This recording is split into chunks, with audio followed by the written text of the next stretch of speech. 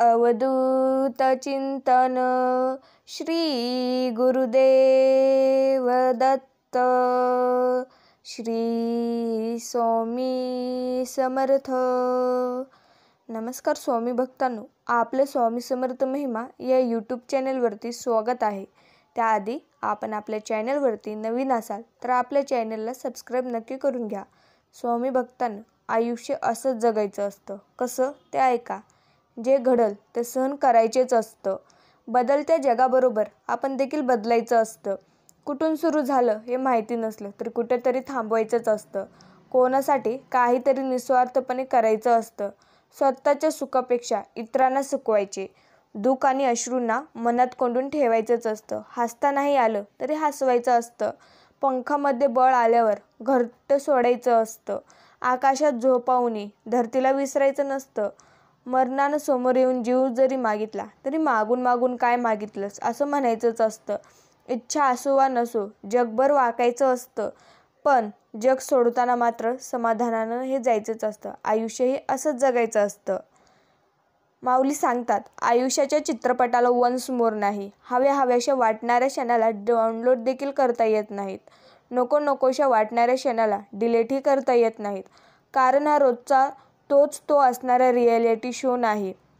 म्हणून भरभरून पूर्णपणे जगा, कारण नेहमी हसत राहा। लाईफ हा चित्रपट पुन्हा लागणार नाही। माऊली म्हणतात, फक्त तू खचू नकोस, संधी मिळेल तुलाही, लगेच हिरमसू नकोस। आयुष्य खूप सुंदर आहे भक्ता, फक्त तू खचू नकोस। प्रेम तुझ्यावर करणारे कितीतरी लोक आहेत, तुझ्यासाठी जोडणारे खूप सारे हात आहेत। अरे अशाच आपल्यासाठी तूही थोडं हसून बघ। आयुष्य खूप सुंदर आहे, फक्त तू खचू नकोस। उठ आणि उघड डोळे, पहा जरा जगाकडे। प्रत्येकाच्या आयुष्यात काहीतरी असतेच थोडे। नाही म्हणून उगाच कुठं तू बसू नकोस। आयुष्य खूप सुंदर आहे, फक्त तू खचू नकोस। सामर्थ्य आहे हातात, जर स्वप्ने डोळ्यात घेऊन चल। परिस्थितीशी भिडून छाती दोन हात करत चल। विजय तुझाच असेल तेव्हा मागे वळून बघू नकोस। आयुष्य खूप सुंदर आहे भक्ता, फक्त तू खचू नकोस। आयुष्य जगण्याचे एक सोपे गणित आहे का? जिथे आपली कदर नाही तिथे आपण कधीही जायचे नाही। जे आपल्याला पचत नाही ते आपण कधी खायचे नाही। ज्यांना खरं सांगितल्यावर राग येतो त्यांची मनधरणी करत बसायची नाही। जे एकदा नजरेतून उतरले त्यांचा त्रास करून घ्यायचा नाही। वेळ पाहून बदलतो त्याला मित्र बनवायचा नाही। आणि कितीही संकटे आले तरी कोणालाही घाबरायचे नाही। आयुष्य कसं असावं ते ऐका। आयुष्य थोडंसं असावं, पण आपल्या माणसाला ओढ लावणारं असावं। थोडंसं जगावं, पण जन्मजन्मीचं प्रेम मिळावं। प्रेम असू द्यावं की घेणाऱ्याची ओंजळ अपुरी पडावी। मैत्री अशी असावी, स्वार्थाचं भान नसावं। आयुष्य असं असावं की मृत्यूनेही म्हणावं, जगून घे अजून, मी येईन नंतर, बस इतकंच असावं। स्वामी भक्तांनो, त्याआधी आपण आपल्या चॅनलवरती नवीन असाल तर चॅनलला सबस्क्राईब करून ठेवा आणि व्हिडिओला लाईक करा आणि कमेंटमध्ये तुमची अडचण आणि श्री स्वामी समर्थ टाईप करायला विसरू नका। माऊली सांगतात, कसं जगायचं ते ऐका। श्रीरामासारखं पती असूनही सीता हरण्याच्या वेळेस कोणी नव्हते। द्रौपदीचे 5 राक्षस असूनही वस्त हरणावेळी तिचे कोणी नव्हते। राजा दशरथाला 4 पुत्र असूनही संत समयाला जवळ कोणी नव्हते। लंकाधीश रावणाजवळ सर्व काही होते, मरताना जवळ कोणी नव्हते। भगवान श्रीकृष्ण सर्व शक्तिमान होते, बाण लागला तेव्हा जवळ कोणी नव्हते। शरशय्येवरती पडलेल्या भीष्मांच्या वेदनांचा भागीदार कोणी नव्हते। अभिमन्यूवर प्रेम करणारे सर्वजण होते, चक्रव्यूहातून काढणारे कोणीच नव्हते। या जगात आपलं कोणीच नाही। आपले कर्म चांगलं ठेवा, त्याचं फळ आपल्याला भोगायचेच आहे। माऊली म्हणतात, आज खूप एकटं वाटलं, पण सांगायचं कोणाला? अस्वस्थ होतं मन, पण बोलणार कोणासोबत? खूप अवघड असतं स्वतःला समजावणं। आपलंही मन ओळखणारं एक अस्तित्व असावं। आपल्याला आपलेपणाची जाणीव करून देणारं निरागस असतं मन, त्याला समजवता देखील येत नाही। तुमच्यासोबत असताना पूर्ण जग विसरायला होतं। 2 मन जुळली की आयुष्य जगायला देखील बळ येतं। नात्यातील ओढ दोघांनाही असावी लागते, एकानेच पुढाकार घेऊन नाही जमत कधी। प्रत्येक व्यक्तीला असं वाटतं की सगळं आपलं असावं, पण आपलं सगळं असूनही मन उदास होतं। का तर आपल्या सगळ्यात जवळच्या माणसाची सोबत नसते। तुम्हाला आयुष्य मानलं आहे, आता आयुष्याची सुरुवात आणि शेवट देखील असेच असते। एक अप्रतिम वाक्य ऐका। तरुणपणी वाढदिवस आणि म्हातारपणी काढदिवस हे आजचे समीकरण आहे. आयुष्य मनसोक्त जगून घ्या, बाकी नशिबावर सोडून द्या. रात्री फुलांना सुद्धा माहिती नसतं की सकाळी मंदिरात जायचं की मशानात. आपल्या जीवाला कायम राहावं, स्वतःची काळजी घ्या. धडा तर लहान मुलांकडून घेतला पाहिजे की जे आपलंच मार खाऊन परत आपल्यालाच बिळगतात. नाती जपत चला, कारण आज माणूस एवढा एकटा चाललाय की कोणासोबत फोटो काढणार सुद्धा कोण नाही. सेल्फी काढावी लागते, ज्याला लोक फॅशन समजतात. स्वामी सांगतात, कर्म जो इतरांना संपवण्याची तयारी करतो तो स्वतःला वाचवण्यात कमी पडतो, आणि जो दुसऱ्याला वाचवण्याचा प्रामाणिक प्रयत्न करतो तो स्वतः कधीच संपत नाही. हीच नियती आहे. माणसाला दुसऱ्याची वाट लावता लावता स्वतःची वाट केव्हा लागते हे कळत सुद्धा नाही. म्हणून दुसऱ्यांची वाट लावण्यापेक्षा स्वतः चांगल्या वाटेला लागा ना. कोणाची वाट लावण्यापेक्षा वाट दाखवण्याचे कार्य करा ना. माणसाचा दर्जा हा जात आणि मिळकतीवरून ठरत नसतो, तर तो विचारांवरून ठरत असतो. धर्म कोणताही असो, चांगला माणूस बना, कारण हिशोब हा शेवटी कर्माचा होतो, तुमच्या धर्माचा नाही. मृत्यू किती सुंदर आहे ते ऐका. एका कवीने मृत्यूवर किती सुंदर लिहिलं आहे. आयुष्यात 2 मिनिटं कोणी माझ्याजवळ बसलं नाही. आज सगळे माझ्याजवळ बसत आहेत. काही गिफ्ट तर नाही मिळालं आजपर्यंत. आज फुलाचं फूल दिले जात आहेत. तरसलो होतो मी कोण्या एका हातासाठी, आणि आज खांद्यावर खांदे दिले जात आहेत. 2 पावलं सोबत चालायला तयार नव्हतं कोणी, आणि आज गर्दी जमून सोबत चालत आहेत. आज समजलं की मृत्यू किती सुंदर असतो. मी तर उगाच आयुष्य जगत जात होतो. म्हणजेच माऊली म्हणतात, बसलो होतो असाच एकदा, अचानक समोर आला यम. आत्ताच चल माझ्यासोबत. देऊ लागला मला दम. हडबडून त्याला म्हणलो, असा अचानक आलास कसा? माझी लेकरं उघड्यावर पडतील, वेळ तरी दे मला जरासा. ऐकून माझं बोलणं यम खदाखदा हसला. माझ्या विना कोणाचं नाही अडत, चल दाखवतो मी तुला. नको नको म्हणत असताना त्याने माझा प्राण घेतला होता. आत्मा तिथेच घुटमळत होता, तमाशा मृत्यूचा पाहत होता. सारे नातेवाईक जमा झाले. त्यात काही दुश्मन पण होते. खूप चांगला माणूस होता. माझ्या नावाने गळा काढत होते. माझ्या मुलांची अवस्था बघून मला खूप गलबलून आलं. काय होईल माझ्या विना, उगाच असं वाटून राहिलं. माझ्या जाण्यानंतर लगेच संपत्तीच्या वाटण्या देखील झाल्या. वादावादीत काही गोष्टी हमरीतुमरीवर गेल्या. लाडाची लेक समजत होतो, ती आईचे दागिने घेऊन बसली. आता कशाला लागणार तुला, ह्याच्यासाठी अडून बसली. सगळ्यांचं वागणं बघून जीव माझा तुटत होता. खरं दुःख बायकोलाच, असा माझा भ्रम होता. शिरून तिच्या मनात मी ऐकलं तिच्या मनातलं. याचं करून करून थकले, आता जरा कुठे निवांत. म्हटलं मी यमाला, लवकर घेऊन चल इथून मला. नरकातच राहत होतो, अजून आता तरी स्वर्गात ने मला. स्वामी भक्तांनो, एक लक्षात ठेवा, कालचा आणि आजचा रावण बघा. रावण जळत असताना रावणाने हसून गर्दीकडे बघितलं. तपासा स्वतःच्या चरित्र्याला, मोठ्यानं त्यानं विचारलं. केले मी गुन्हा? सीतेचं अपहरण करण्याचा प्रयत्न नाही केला, मर्यादेची सीमा ओलांडण्याचा. दिवसाढवळ्या रस्त्यावर अश्रूचे लचके तोडतात. संभेपणाचा आव दाखवून दरवर्षी मला जाळतात. तुम्ही मानवापेक्षा राक्षस ठरलो भारी. केला नाही अपमान सीतेचा माझ्या दारी.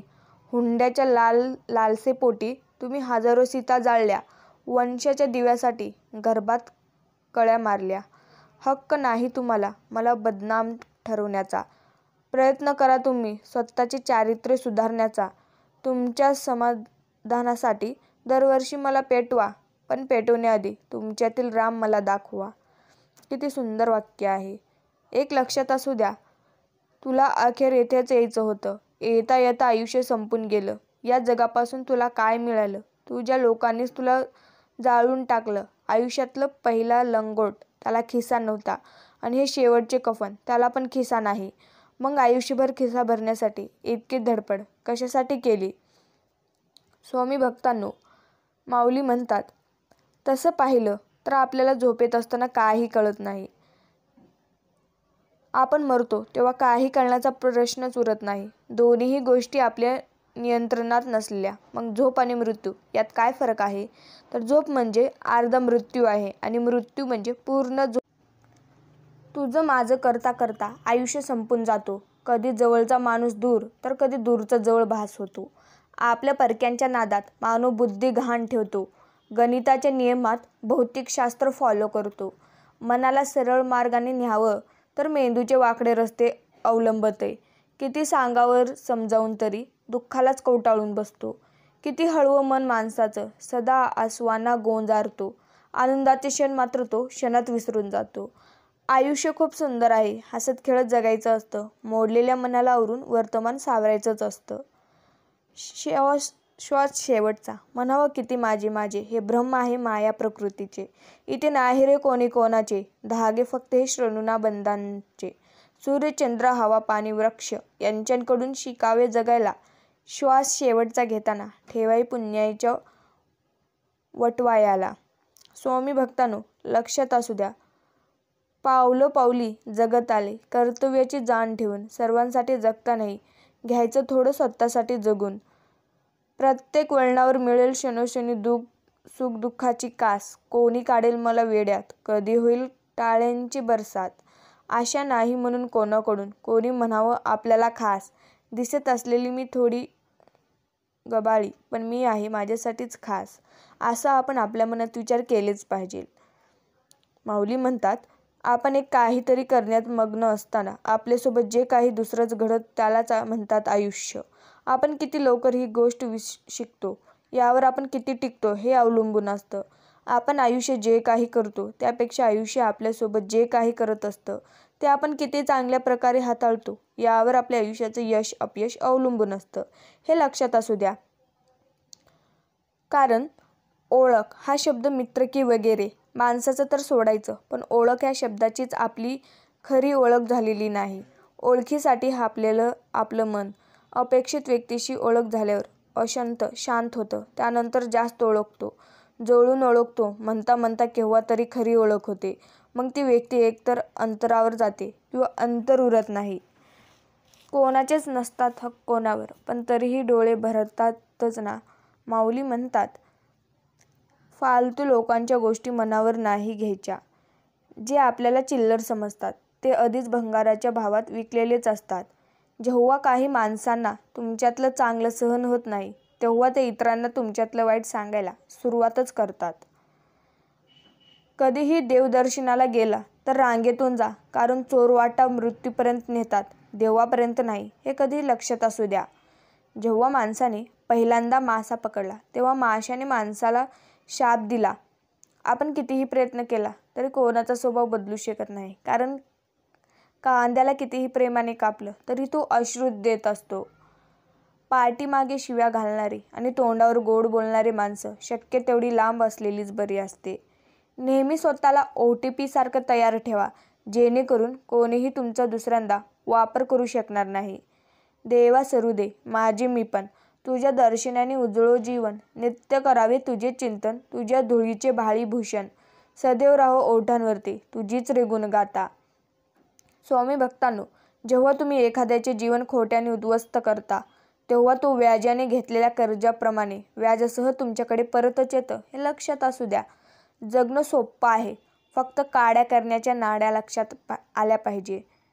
माणसाचं मन उदास झालं की मग आपल्या हृदयाच्या जवळच्या माणसाची आठवण येऊ लागते आणि त्या माणसाला बोलल्याशिवाय मनातला उदासीनपणा कमी होत नाही. म्हणून जवळची माणसे असणे गरजेचे असते, मग ती नात्यातली असो, मैत्रिणीतली असो किंवा प्रेमातली असो. माऊली म्हणतात, कधीतरी ठेचलेली जखम आयुष्यभर पुरते माणसाला, तोपर्यंत चालणं अगदी बिनधास्त असतं, पण एकदा का ती ठेच बसली तर मग सध्या सरळ वाटेवर ही विश्वास उठतो माणसाचा. दुसऱ्याच्या अनुभवानं मिळालेली दृष्टी आणि स्वतःला ठेच लागल्यानंतरचं आलेलं शहाणपण यात जमीन आसमानचा कधीही फरक असतो. आयुष्यात जो अत्यंत महत्त्वाचा निर्णय असतो की ज्या निर्णयामुळे सगळ्या भवितव्याला कलाटणी मिळण्याची शक्यता आहे, अशा क्षणी कोणावरही विश्वास राहायचं नाही. आपला वेध फसला की कोणीतरी उधळून लावेल अशी परिस्थिती निर्माण होऊन द्यायची नाही. निर्णयाच्या क्षणी आपण स्वतंत्र असलं पाहिजे. लक्षात असू द्या, जे आहे ते लपत नाही, जे मुळातच नसतं ते दर्शवण्यासाठी आटापिटा करावा लागतो. शब्द तिथं कमीच पडतात. बोलून दाखवायचं नाही, बस लक्षात ठेवायचं कोण आपल्याशी कसं वागतंय, कारण बोलून वाईट होण्यापेक्षा शांत राहणे केव्हाही चांगलं. कारण लोक खोटे बोलून माणसे जिंकतात आणि आपण खरं बोलून सगळ्यांपासून दूर राहतो. स्वतःसाठी जसे आहात तसेच राहा. कोणासाठी वाईट किंवा चांगलं होऊ नका. ज्याला तुम्ही पटलात तो तुम्हाला कधीच नाही सोडणार आणि ज्याला तुम्ही नाही आवडला त्यांच्यासमोर जीव जरी ओवाळून टाकला तरी तो तुमचा नाही होणार. म्हणून लोकांचा विचार तुम्ही करत जाऊ नका. मोह नसावा पैशाचा, गर्व नसावा रूपाचा, झोपडी का असेना तिथे घास असावा सुखाचा, तर जीवनाला अर्थ आहे, नाहीतर सगळंच व्यर्थ आहे. बघायला गेलं तर आयुष्यही खूप सोपं असतं. जगायला गेलं तर दुःखातही सुख असतं. चालायला गेलं तर निखारेही फुले होतात. तोंड देता आले तर संकटही क्षुल्लक असतं. वाटायला गेले तर अश्रूंतही समाधानच असतं. पचवायला गेलं तर अपयशही सोपं असतं. हसायला गेलं तर रडणेही आपलं असतं. बघायला गेलं तर आयुष्यही खूप सोपं असतं. स्वामी भक्तांनो, राहा म्हटलं तर अधिकार गाजवल्यासारखं होते. जा म्हटलं तर उपेक्षा भासते. मनाला येईल ते कर म्हटलं तर उदासीनता दिसते. एवढेच सांगावंसं वाटतं की आपण कोठेही असलो तरी जेव्हा जेव्हा आपल्याला एकमेकांची आठवण येईल तेव्हा ती चांगल्या भावनेने यावी. त्या आठवणीने भेटीचा आनंद वाढवावा. आयुष्यात संपत्ती कमी मिळाली तरी चालेल, पण प्रेमाची माणसं अशी मिळवा की कोणाला त्याची किंमत करता येणार नाही. लक्षात ठेवा, हवेत उडणारा जमिनीवर आपटला की तो पायावरही उभा राहण्याच्या लायकीचा राहत नाही. डाव खेळता येणं सुद्धा गरजेचं आहे, कारण समोरचा चाल चालत असतो आणि आपण नाती सांभाळत राहतो. कोणाचेच नसतात हक्क कोणावर, पण तरीही डोळे भरतातच ना. मुळातच अपेक्षाच करू नये, पण तरीही आस लागतेच ना. पूर्णविराम देता आला पाहिजे. गाड्या किती दिवस फिरणार तू? स्वल्पविराम देत किती भरकटणार? स्वतःलाच थांब. भक्ता, आता एक नवीन पान घे. नव्याने लिहिला घे ते आयुष्य. मागच्या पानांचा हट्ट सोड आता. आजवर स्वल्पविराम देत इथवर आलास, पण तोही मोकळ्या हातानेच. आता तोच मोकळा हात दे स्वतःला आणि लाग चालायला. कोणाची वाट नको बघूस. बिनधास्त जग. आयुष्याच्या शेवटच्या वाक्याला पूर्णविराम नाही तर उद्गारवाचक चिन्ह लागलं पाहिजे, हे लक्षात असू दे. लोकांचं वाईट करून आपलं चांगलं होईल अशी अपेक्षा आपण कधी. स्वामी सांगतात, जेव्हा एखाद्याच्या अनुपस्थित मध्ये तू निंदा नलस्ती करतोस तेव्हा तू त्याची शारीरिक व्याधी, त्याचे कर्म तू स्वतःवर ओढून घेतोस. एवढंच नाही तर जो मजा घेत ऐकत असतो तो सुद्धा त्या कर्माचा भागीदार होतो. सोड इतरांच्या गोष्ट, जरा स्वतःकडे लक्ष दे. असं कुठलंच सुख नाही जे आयुष्यभरासाठी समाधान देईल, पण समाधानाचं इतकं सुख आहे जे आयुष्यभर पुरून जाईल. स्वामी सांगतात, अजून किती रडणार आहे एकट्यामध्ये? थांब आता हे सर्व. किती दिवस दुसऱ्यांच्या वागण्याचा व बोलण्याचा त्रास करून घेणार आहेस? तुला मी रडण्यासाठी जन्म दिला आहे का? तुझा माझ्यावर विश्वास आहे ना? माझे नामस्मरण करत राहा. मी तुझ्यासोबत आहे. त्याचं गांभीर्य नाही का आहे का तुला? सर्व काही तुझ्यावर आहे. लोक बोलणारच. तू जर ठरवलं तुला त्रास नाही करून घ्यायचा आहे तर तुला त्रास नाही होणार.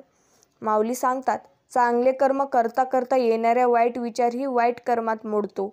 मग नशीब त्याचे गणित घालतो. म्हणूनच म्हटले आहे, जैसे त्याचे कर्म तैसे फळ देतो ईश्वर. मी स्वामींना विचारले की मी चुकीची नसताना हे लोक मला चुकीचे ठरवतात, असे का माऊली?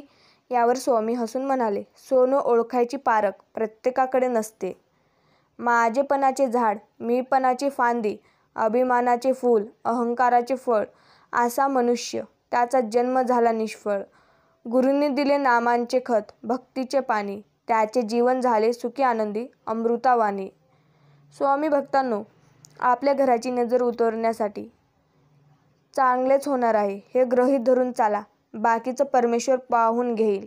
हा विश्वास मनात असला की येणारा प्रत्येक क्षण आत्मविश्वासाचाच असेल.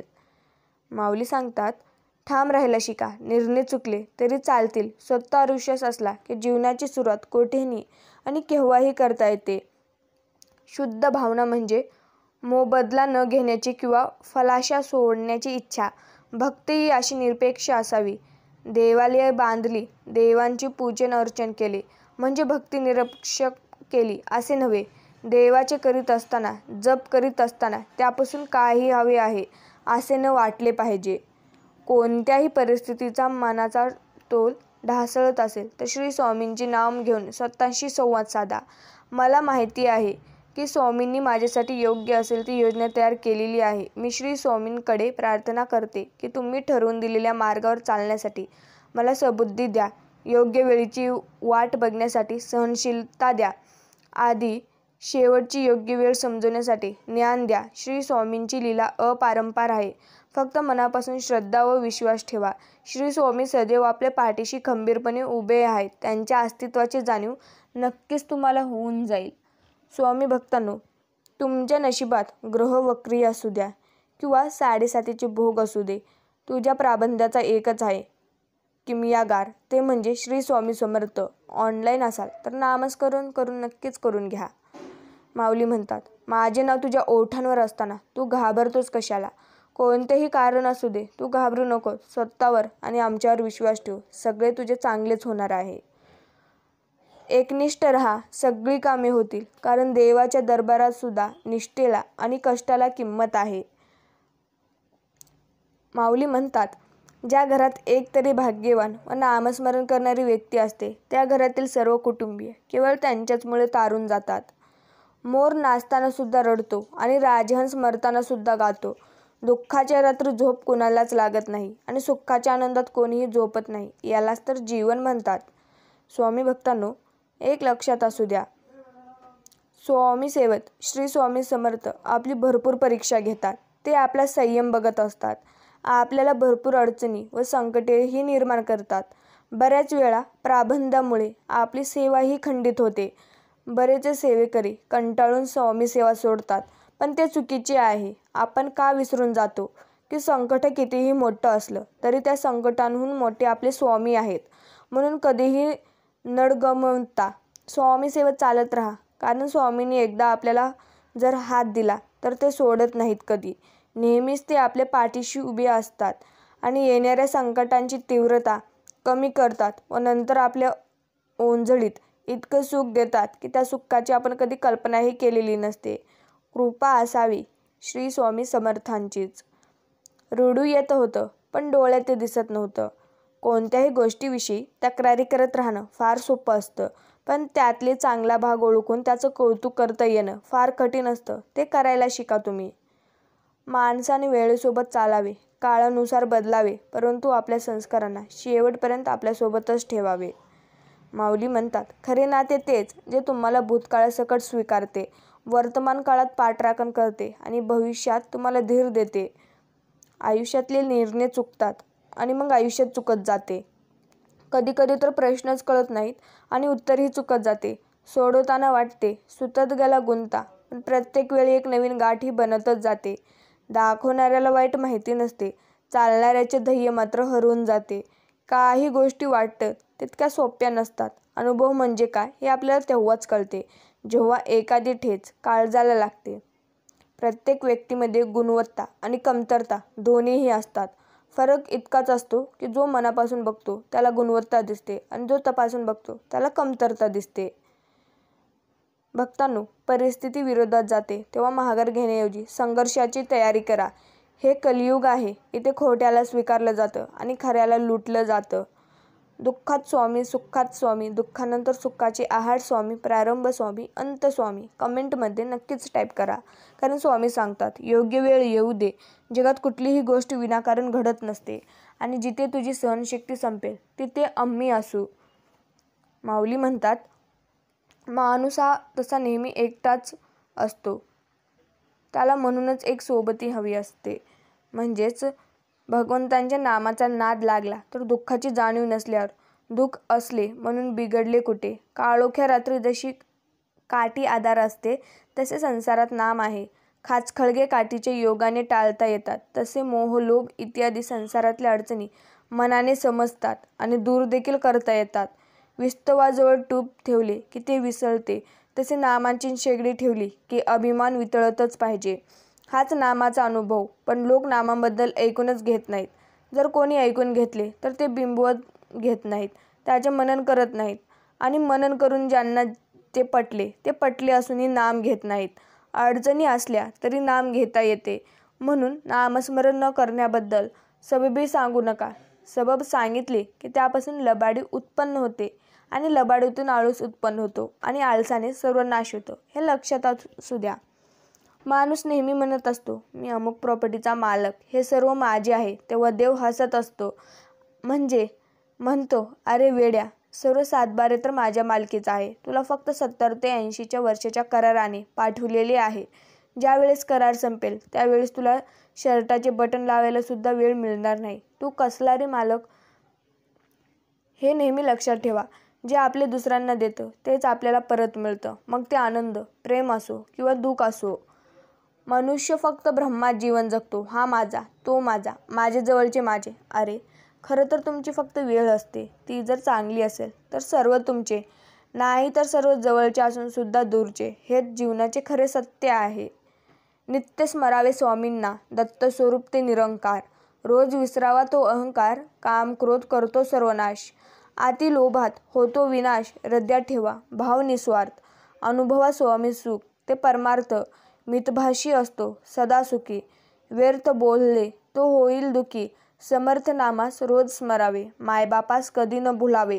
मनुष्य जन्म मिळतो एक वार, स्वामी नामात सुख ते अपारंपार. आपल्या माणसाच्या रागाला चुकीचं समजायचं नसतं. त्याला आपली काळजी वाटते आणि आपण निष्काळजी पण दाखवला, त्याच ऐकलं नाही, मग त्याची चिडचिड होत असते.